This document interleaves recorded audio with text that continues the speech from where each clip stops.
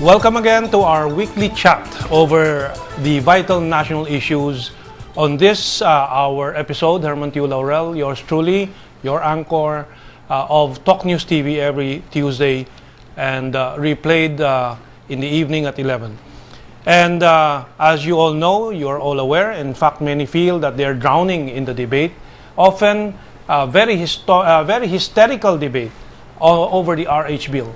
Those who have been following our program should have noted that we have not touched on this subject for a very long time, and we have been very particular about learning the details of the issue. I know that very many people are engaged in the debate very emotionally when they have not even seen the RH bill itself, the reproductive health bill. I wondered why this has not been published even once, the full bill, in the newspapers to inform the people, since we all know that everybody is debating about this issue. And so I read that first. At the same time, I wondered if the public has read the position paper issued by certain individuals in the faculty and among the studentry and alumni of the University of the Philippines that came out with a position paper which is totally devoid of emotions and moralizing, and treats the subject matter purely on a scientific basis. These are individuals such as Romeo Matthew Balangkit, Philippine PhD candidate in game theory, Jawaharlal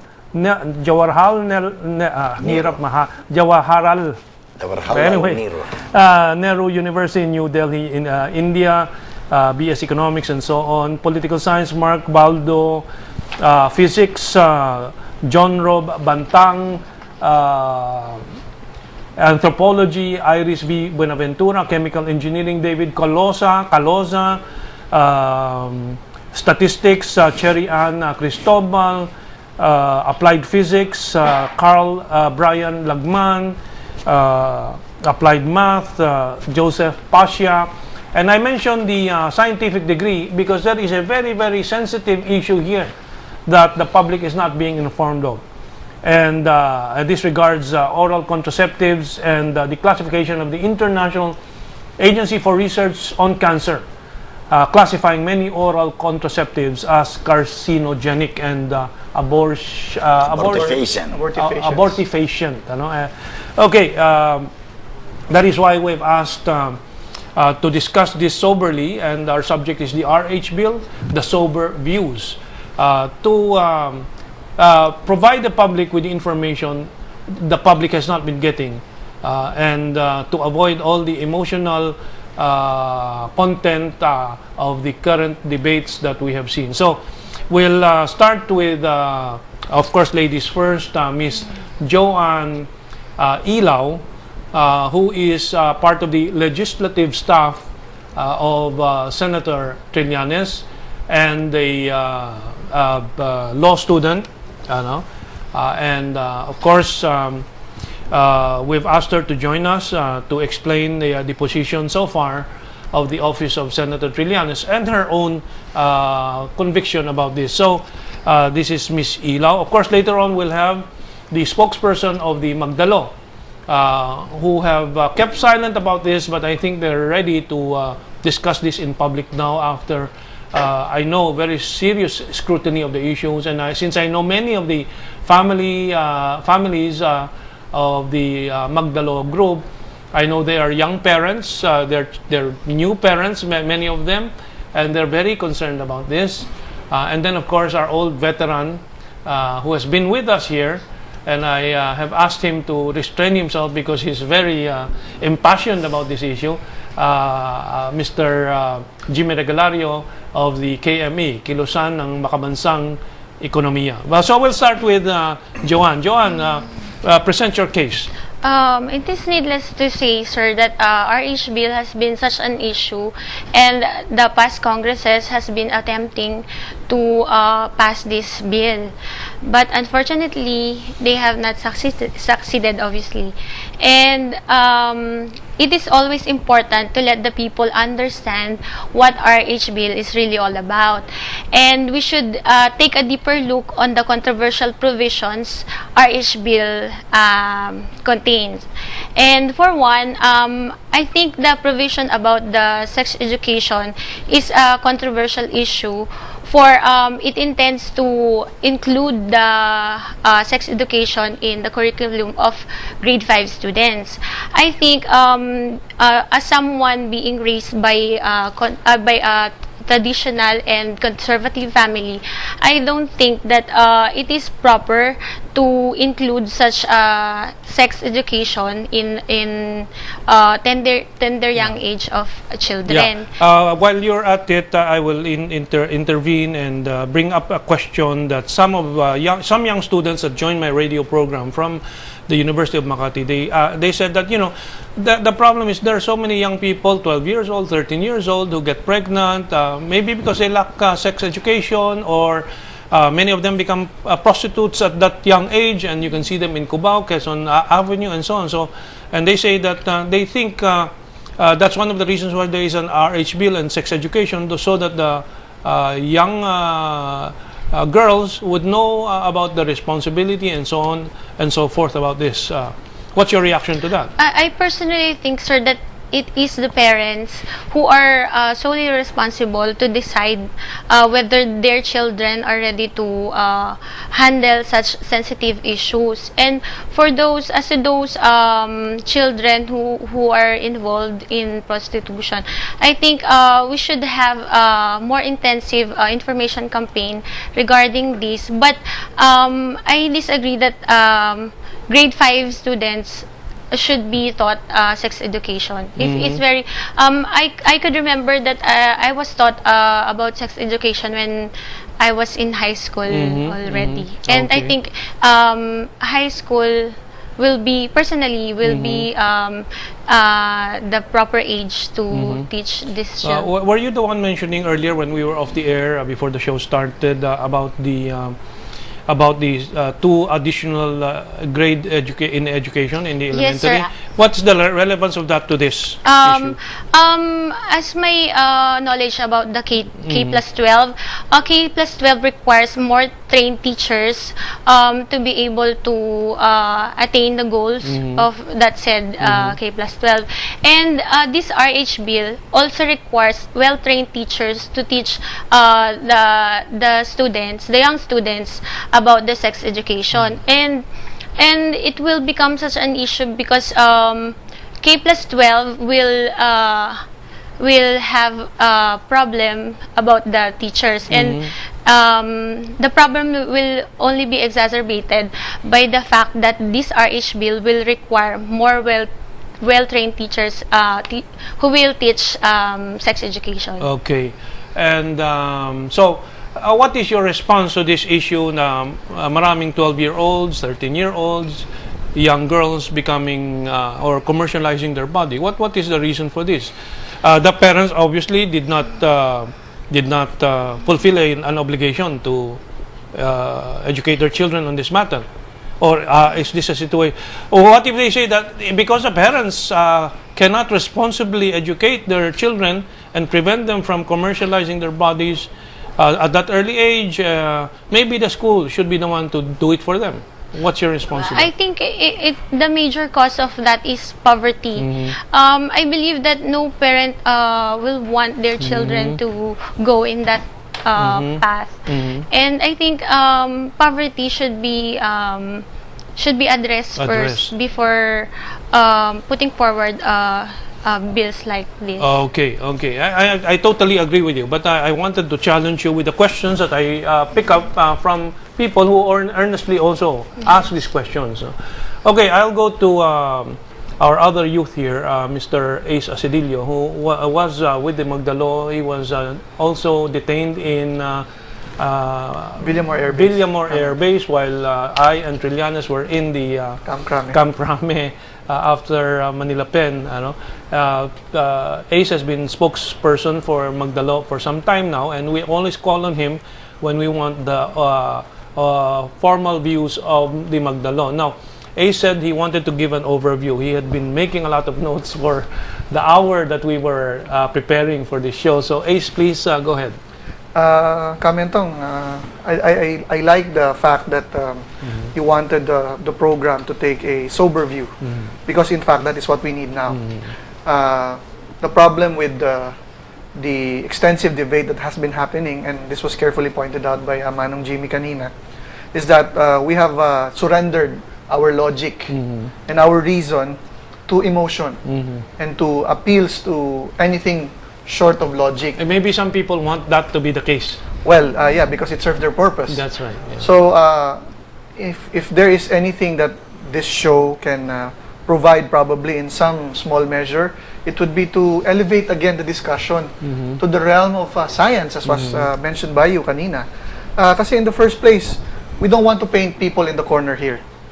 On one side, we are the church, contrary to its mandate, to promote love and respect and acceptance.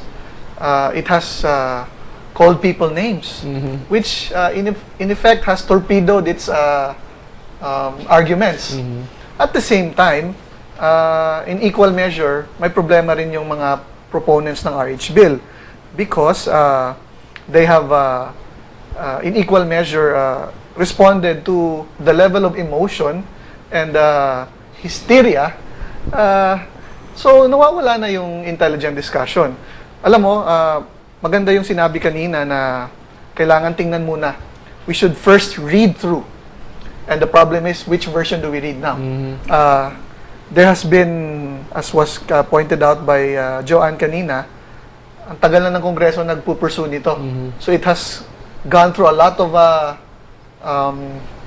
transformations itong bill na to, which now creates this sense of trepidation in me. Sabi ko, parang nagkakaroon na tayo ng smokescreen effect dito eh. That's right. Yeah. A lot of the provisions which we would not want to see in this bill have now been masked by many others.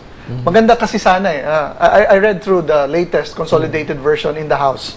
This is the lengthier version as compared to the Senate, which is an abbreviated version.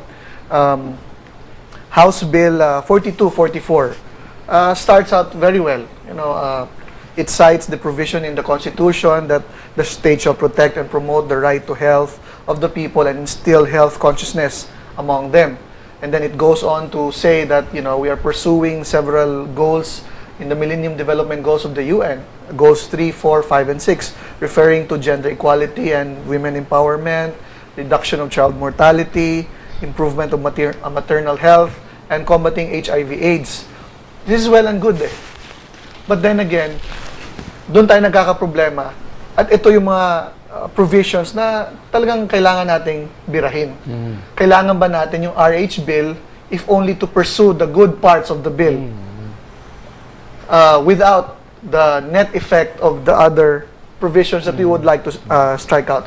We'll try to keep a balance, and I'll try to make this very quick. Kamentong, no? Let's go to the provisions muna. We have almost 30 sections of the bill. Yung sa lower house version. Tingnan muna natin yung mga gandang portions. Let's have a equal treatment, no?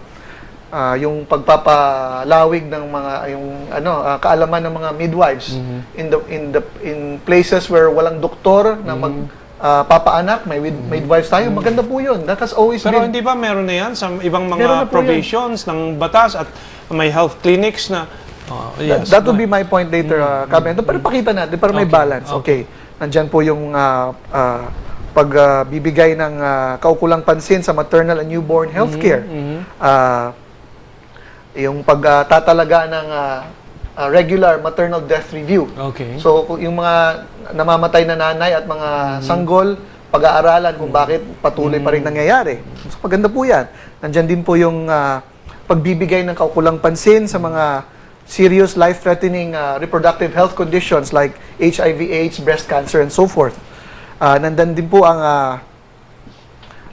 pagtatalaga ng provision na nagsasabi sa mga kumpanya, if you have 200 or more people under your employ, you should provide reproductive health services for them. Maganda po ito. But do we need an RH bill for this? doesn't this need just executive fiat? We're talking about DOH, DSWD, POPCOM, DOLE. Marami na. And, Marami marami na. na institution dyan. Oo. All the president has to do is tell them, pursue these worthwhile Okay. endeavors. Ang problema, kung ipupursue mo itong mga to through a RH bill, then you would have to carry with it yung all the other sins. And what sins am I referring yun. to? Okay. Oo. Section 7, let's be specific. Okay sana tong access to family planning, but may concomitant provisions dito. It mandates the state to control procurement and distribution. Okay? Mamaya, and I will ask Manong Jimmy to shed more light on this kasi ang dami nitong mga economic impact. Yung pagsasabi na ang responsible parenthood ay sentro ng anti-poverty and sustainable development programs natin. In effect, sinasabi natin na we will not get out of the trap of poverty and we will not develop as a nation kung palaki ng palaki yung ating population. In other words, mag-condom ka, mawawala ang kahirapan mo. Oo, parang ganun. Kamento. Okay, nandyan din po tayo sa yung na-touch on na kanina. We have 3 minutes before the break. Oo. Nasabi ni Joan kanina, as early as grade 5. Up to 4th year. And I agree with her. High school is the right time. Huwag naman grade 5. Utang na loob. 11 years old pa lang. He's barely into his sexual activity pa siguro. Wala pa siya. I mean, physically, hindi pa siya. Lalong magigising. Oo. And yung pagpo-promote ng two-child policy, may problema tayo doon, Kamentong. So, in effect, yung sinasabi ko dito, marami kasing the RH bill covers all manner of sins. May mga magandang provision, but they tend to mask all the others which, we think should not be there. Okay, 2 minutes to go before the break. Tapos na ba yan? Yeah, okay na ako. Okay, talagang mabilis eh.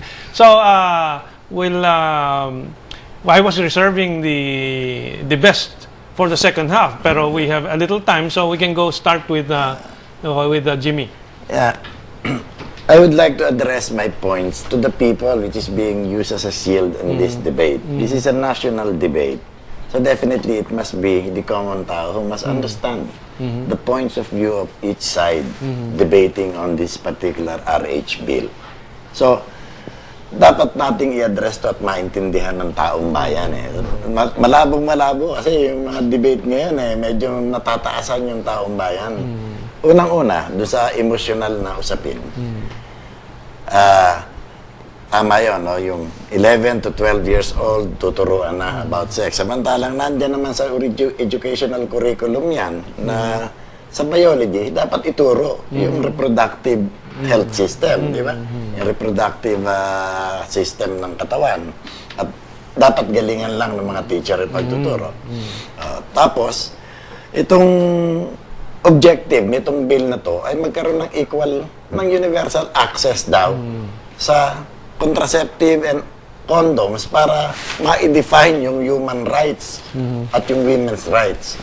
Kaya, pilit na ikinambyo yung usapin sa gender issue na yung karapatan ng kababaihan.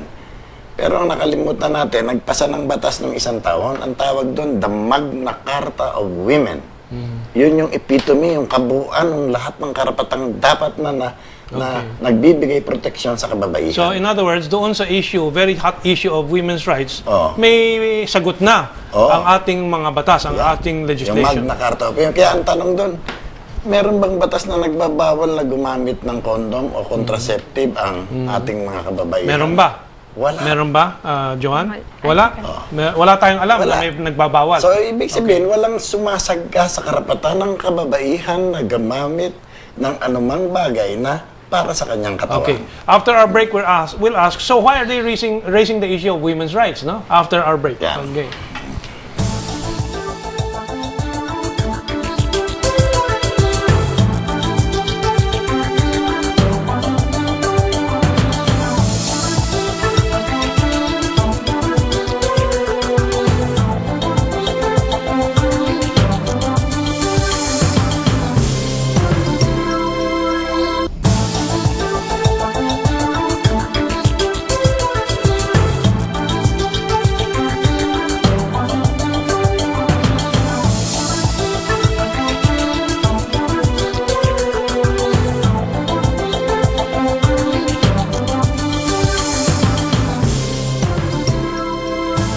when we took our break, Jimmy Regalario was explaining that it's the issue of women's rights, it's already there in the Magna Carta for women. So I asked, so why are people raising the women's rights issue? So Jimmy, why do you think it is being raised Ang as an usapin issue? dito kasi, yung pondong gagamitin. Dahil ito lang yung health bill na may pondong specific na ilalagay. Sabi ni Congressman Lagman, 3 billion lang. Pero walang pondo para dun sa mga killer diseases. Like TB, I'm aware, TB. Tuberculosis, pulmonary infection, dengue, disease. heart disease. Lahat yan nakalump together lang sa pondo ng DOH. Walang specific dun sa specific diseases. So in effect, ito yung special bill. May special fund na 3 billion at gagamit pa ng mga pondo dun sa tinatawag na gender-associated projects ng lahat ng agencies of government. So these are PhilHealth, DOH, Iba pa yan. Anti-Poverty Commission. Iba pa yan. Iba pa. Yung PhilHealth is a coverage for for parang health insurance. Part none will be used in covering yung family planning. Pangalawa, yung lahat ng congressman, kasi each congressional district shall be provided with a mobile healthcare service. But mobile healthcare service ang ginamit at sinabing shall. Mandatory. At hindi ambulansya sinabi. O may nakikita ka bang mobile healthcare service na ambulansya? Hindi, ito yung mga 40-footer na gagawang clinic. Kukumpletuhin yung equipment. So are you saying that manggagaling yung pondo sa PDAF, yung Priority Development Assistance Fund. 70 million per congressman, naliliitan na nga sila. Dinagdag mo pa yung mobile healthcare service. Ano implication? So, itataas yan. So I'm just trying to tie it into our last question. Why are they raising women's rights issue? Are you saying the women's rights issue is a cover-up for the financial economic issue? No, that might be the understanding of some people na this is a women's rights issue. And I don't blame But them. it is not, you're saying. But what the issue is the point that you will have to allocate a big amount of money in a government so strapped by funds. Because I think 1.6 trillion yung ating budget General Appropriation Act. Pigain man ng pigain yung ng BIR yung revenue collection. That's why their argument Hindi is kakayanin. you have to put funds there because with the funds there you will reduce poverty, because you will reduce population, you will reduce sickness, because there will be more education, the people will be better educated. Does it follow? That's the question. Then we'll go to Ace. Yun ang point nila, di ba? Let me clarify the point na hindi talaga populasyon ang problema kung bakit naghihirap tayo. Ang problema, yung maldistribution of wealth resulting from the economic system. O 85% of the wealth divided among 10% o 3% pa nga yung main bulk.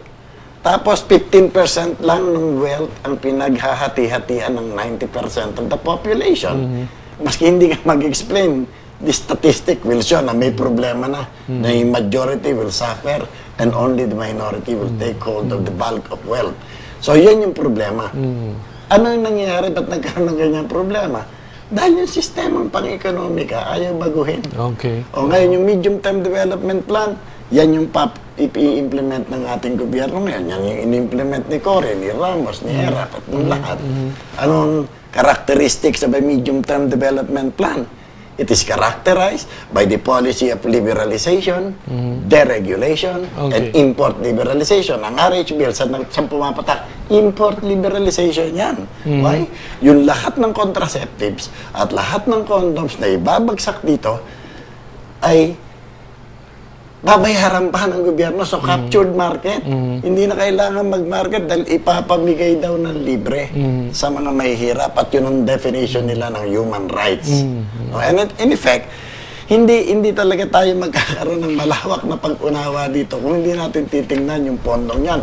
Habang walang pondo dun sa mga killer diseases, habang walang pondo ginagamit para magkaroon ng employment, at mag-generate ng development, may pondo para sa And according to this paper from the UP students, faculty, and alumni, item 3, fertility rates in the Philippines are progressively decreasing. Our total fertility rate has declined from more than 50% by more than 50% in less than 50 years, from an average of 7% in 1960 to an average of 3.1% in 2008. And our TFR, total fertility rate, is expected to reach the replacement level of 2.1 in 2025 without massive government intervention like the passing of a population control bill or RH bill. Do we have a consensus that this is true and valid? Well, let me look at my own family. My parents had 10 children, and that's my brothers and sisters. I had 4 children and 3 births. Kasi twins yung huli. My eldest son has 2 children and mukhang tigil na. My daughter has 4 children, 4 births. But that's because she is Opus Dei. Pero quits na doon between my eldest son and my daughter. Their average family size is around 3. So it is going down actually. What about your experience? Nasagot na yan nung There are 2 fast-growing economies in the world. In China at India. The most populated countries in the world are China and India. So ibig sabihin, the more population you have, the more chance you have Yes, in ang developing fast. problem with citing China is that they always say that China has a one-child policy. No, that was after the development took place. Yeah, but still, In 1949, they were called, China is called to be the sleeping giant of Asia. But when they started using their population, and then, alam mo ba ang arable lands ng China is only 6%? yeah. O tapos ang ginawa nila, yung kamay ng tao, ginawang arable yung mga Rockies at yung mga snow-covered All I'm saying is that their argument is China instituted a one-child policy. So it's very difficult to use China as an example. They instituted such policy in the 1990s after having developed so well. Because they wanted everybody to be working and they cannot afford somebody who will be taking care of the children. So in effect, fallacy na yun. Mali na yun. This is a bit of a digression, yung Malthusian theory. But I cite a better example, I think. Japan has around 130 million population. But its per capita income is $34,000 per annum. The Philippines has only around 94. That is more or less the figure that compromised after looking at all the figures. 94 million. But the per capita income is around 1,800. Although they're claiming after 2010, 2000. But that's a distorted picture because 2010 was an election It's year. well explained in the position paper. But I think, the fact is, I think you can see it in every family that the family size is growing smaller without the RH bill, without population intervention, and May so isa on. pang important point about the bill Ang daming pagkukunan ng funding. In gender-associated projects of each agency, a certain percentage will have to automatically go in the implementation In of the short, law. no. Pangalawa, yung PhilHealth, yung anti-poverty programs nila. Okay. Lahat yung perang papunta ron. At susunod dyan, this is the only bill. Okay. It translated into law. We'll have an automatic appropriation dahil sabi rito, Section 30. Section 30, no? Lahat ng ginastos ng gobyerno on the first year of implementation Shall form part of the other reproductive health services shall be included in the subsequent GAA. shall form part of the subsequent. GAA. That means automatic appropriation to. Para When I presented- pagbabayad ng utang natin. When I presented that issue to somebody in Congress, sabi na, well, it's not automatic in the sense that hindi automatic ang nakalagay dyan. Although, in our discussion, we say that, of course, the congressman will naturally interpret it as obligatory because it says shall, and then it's a basis for claiming that. The shall be included. Precisely. Ngayon, siguro dun sa level lang nung inabot dun sa pag-unawa yan. Kung mas magaling tayo sa English, then maintindihan natin. Malinaw. Ngayon, kung And hindi alam mo naman natin, yung mga maintindihan, legislators, they will really interpret it shall for... be included in the subsequent Okay. GAA, and this is intentional. What I know is that I don't believe that population has to be managed because naturally it's been growing smaller as we discussed, but I have to manage our time in this program. Yeah. So, in other words, what Jimmy Regalario is saying is that this is really a financial and economic Dumping. package, Dumping and of you're putting it products as from abroad. import dumping, or export dumping, or basta dumping of goods. products from abroad. Okay. Now, earlier, Ace was saying about the mobile vans. Please help the public see an angle that we didn't see earlier. Sabi kasi ni Manong Jimmy kanina, you're not talking about ambulances That's right. per se. And he's right. You're talking about a slightly larger vehicle than an ambulance with all the contraptions ng mobile x-ray and many other medical equipments, very sensitive. I mentioned that because I'd like people to understand the sloppy history of vehicle maintenance of the government as a whole. Because that is where this project is going to. You're talking of two types of maintenance. Maintenance for medical equipment and maintenance of the vehicle. Kung saan sabdak itong mga equipment na ito.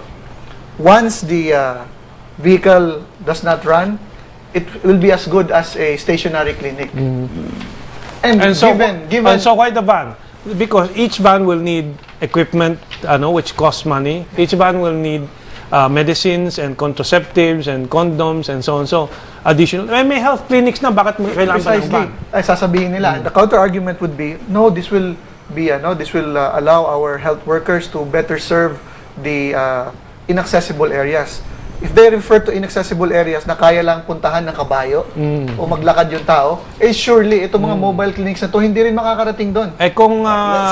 Kung inaabutan ng jeep o tricycle, hindi na inaccessible yun. Yes. Okay. Hindi na kailangan nakalagay dun sa section, each congressional district shall be provided. At least one. At least one. So it will be more. Kaya nga, at least So tuwa ang mga politiko na naman. Tapos, specifically, manggagaling sa Priority Development Assistance Fund. Yung pork barrel. I'll make it more specific, Kapito.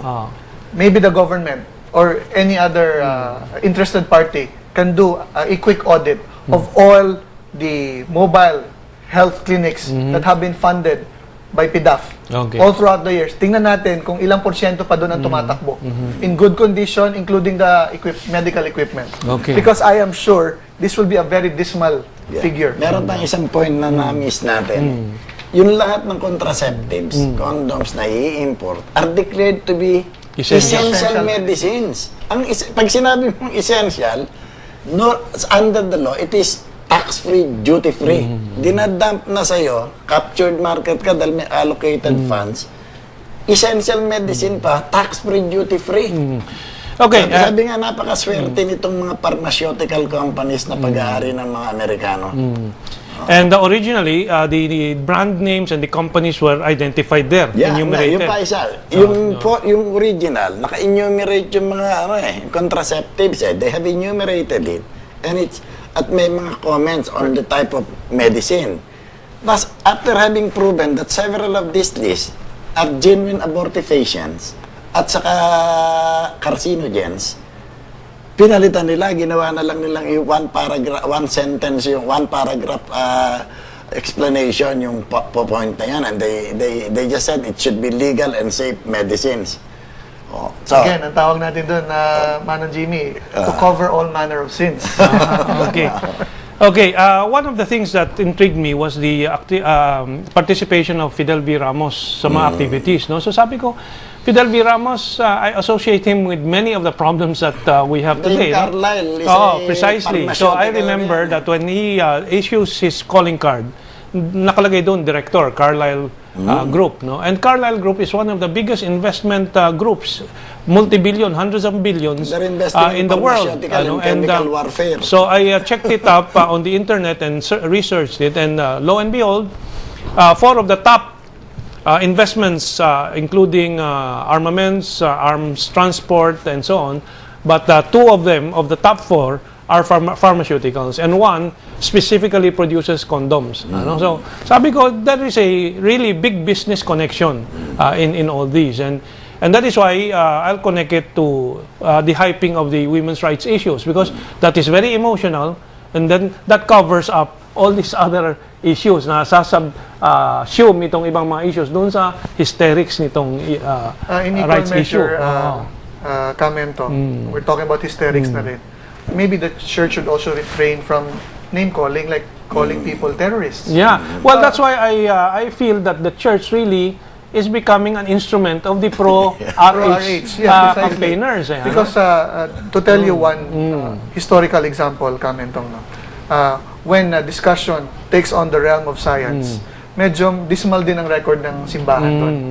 Do we remember a scientist by the name of Galileo Galilei? That's right, yes. Who Oh. lived in the 16th century, who was locked up by the church in the Tower of Pisa, precisely because he was a proponent of the heliocentric theory, that the sun is the center of the solar system and not the earth, which is a geocentric That's theory right. being pushed by the church at The that time. Vatican in particular. Yes. Vatican, no. Do you know, Kamentong, that it took them more than 400 years, only in the early 90s, when they publicly corrected themselves and said that they were wrong in what they did to Galileo Galilei. Although it was, it was already non-essential because basically, because of the inroads of science, nalaman na natin na ang sun, ang center of the solar system. But, Okay. yeah, having said that, I mean, maybe they should be more open to intelligent and logical debate, not resort to name calling, not to resort to instruments like excommunication. I'll go to Jimmy, then I'll read the position paper with significant parts of the scientist Yeah. chair, and then I'll go to Joanne. Jimmy, go Kaya ahead. nga, I'm advising the people in the pulpit, these priests who are talking about RH bill, magbasa naman kayo. Kasi minsan nakakahirap yung argumento. frankly, basahin niyo yung bill itself I'm on para radio. mas may laman ang sinasabi. I'm on radio every day, 5 o'clock, Monday to Friday, DWAD 1098 AM. So what we cannot discuss here, I discuss further there. And so I've been trying to explain soberly these issues, and many of the formerly pro-RH, including the students who come to my show and nag-OJT and so on, begin to understand. And then next morning, they hear the church say, we will boycott taxes. And they know that the church does not pay taxes on the church property, in school, tuition fees, and so on. So, galit na naman sila. And hirap na naman tayo magpaliwanag ng soberly and calmly na, that's why I believe many of the church people do not know what they're doing. They just receive orders from above, and who knows what negotiations Very happen. supportive of Because the the Vatican was shown some years back, I have the data, I don't have it immediately, to have invested in condom companies before. So this is something that people don't understand, but there are far deeper motives and movements in these things. But let me go to the position paper of these doctorates and so on, PhDs from the UP. molecular biology. Number one, population is not an obstacle to development. As early as 1966, Nobel Prize winner Simon Kuznets' research has shown that there is insignificant empirical association between population growth rates and output per capita, which I showed with the Japanese-Philippines comparison. Number two, the government has to channel limited funds to job creation and education. And I said earlier, they don't want to subsidize, as if they do really subsidize, the MRT, LRT commuters, which only costs a little less than 3 billion, according to government figures, or 4 billion. And this will cost 3 billion plus, that some say will be 10 billion, some say even more, up to 50 billion. And they're pushing this. They cannot even subsidize commuters who have to go to work, traveling. Yes, you want to add to that? Put it this way, Kamento.